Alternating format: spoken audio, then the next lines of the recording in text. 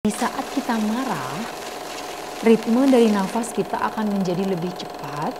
Kemudian semua organ-organ di dalam tubuh kita didorong untuk bekerja lebih cepat. Demikian juga dengan dorongan dari tekanan darah. Dia akan diminta berjalan lebih cepat. Ketika kita memilih emosi-emosi yang kita gunakan dalam kehidupan sehari-hari, akan sangat mempengaruhi bagaimana look kita secara fisikal.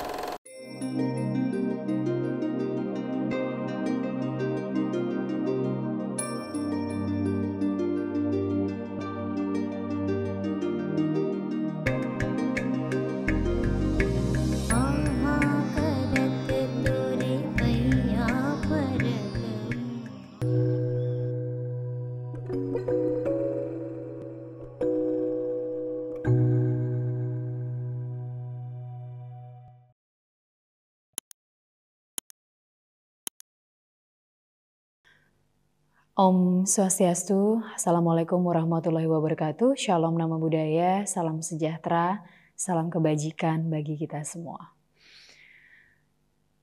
Para sahabat sekalian, selamat datang kembali di channel YouTube Pasraman Bali Eling Spirit. Kembali dengan saya Jero Ratni. Pada video ini akan membahas tentang betapa pentingnya nafas bagi perjalanan hidup kita.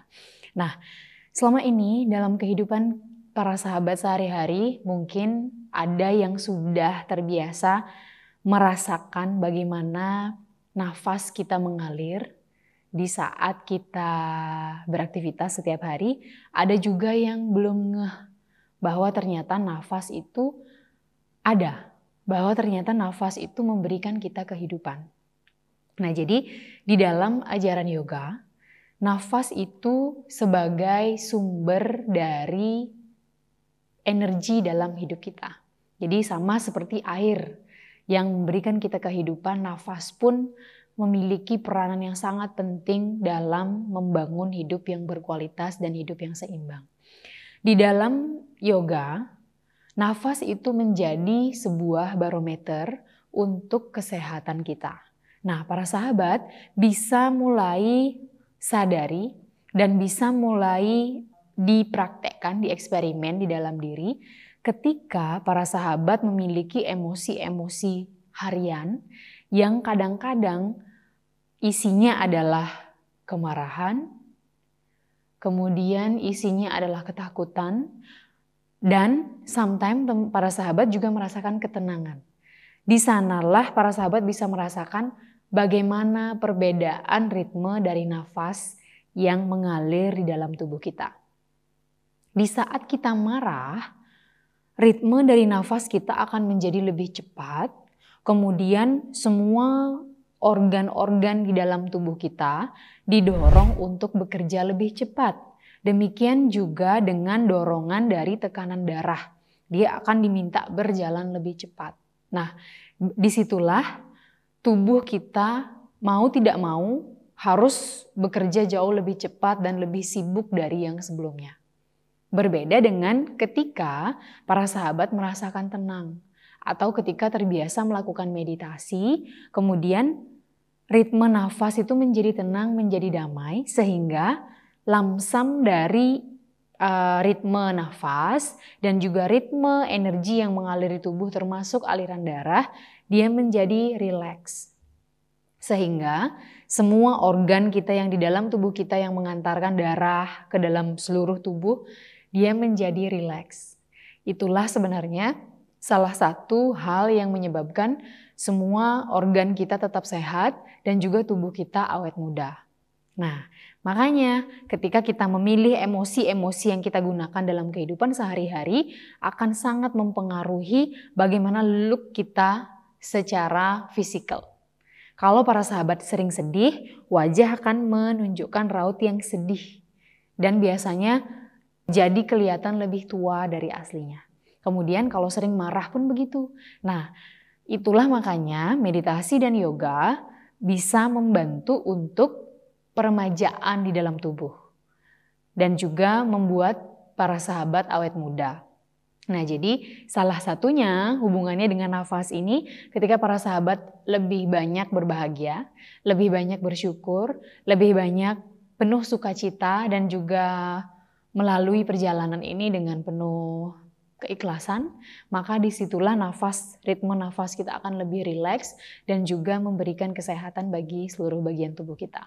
Selain daripada itu, segala trauma-trauma atau misalnya persoalan yang pernah kita hadapi di masa lalu, itu akan sangat berpotensi juga untuk dia tersimpan di dalam otot-otot tubuh. Sehingga yoga asana, pranayama, dan meditasi sangat dibutuhkan. Nah, jadi hal yang sangat pokok para sahabat untuk bisa dipraktekkan adalah dengan merasakan nafas. Jadi sadari diri kita melalui rasa nafas. Sadari apa yang terjadi dengan rasa nafas. Di saat para sahabat merasa kecewa, sadari nafas, kemudian sadari kembali bahwa oh ini bukan hal yang harusnya saya perpanjang. Jadi pahami cara penyelesaian persoalan, pahami cara mengelola diri sendiri, pahami cara untuk mengelola pola pikir agar tidak terlalu terjerumus untuk mengeluarkan energi kepada hal-hal yang kurang harusnya tidak kita perhatikan. Dan akhirnya kita meninggalkan hal-hal yang harusnya kita perhatikan.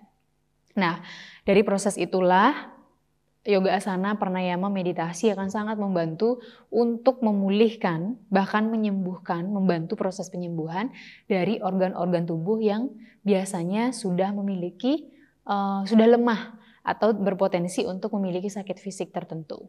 Seperti itu. Nah, jadi nafas itu sangat penting, merupakan sumber dari energi dalam hidup kita.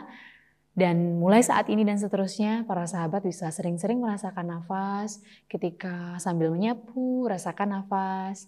Ketika sambil memasak, rasakan nafas. Karena itu adalah bagian dari bakti yang kita persembahkan kepada Yang Maha Kuasa melalui karma yoga. Nah, jadi ketika para sahabat mungkin saat ini belum bisa yoga, nggak apa-apa.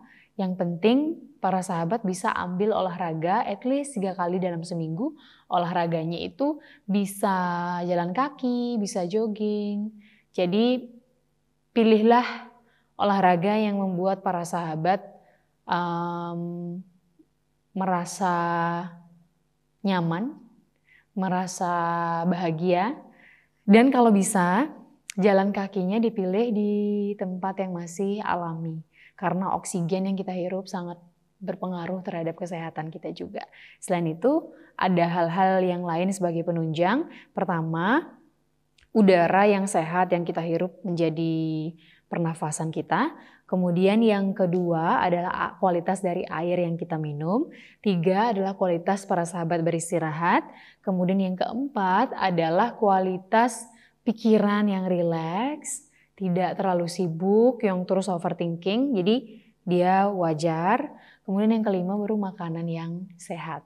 Ya, jadi tetap semangat, semoga dimanapun para sahabat berada, senantiasa selalu dalam lindungan Yang Maha Kuasa, selalu sehat, penuh kebahagiaan dan keberlimpahan. Terima kasih, semoga bermanfaat. Namaste.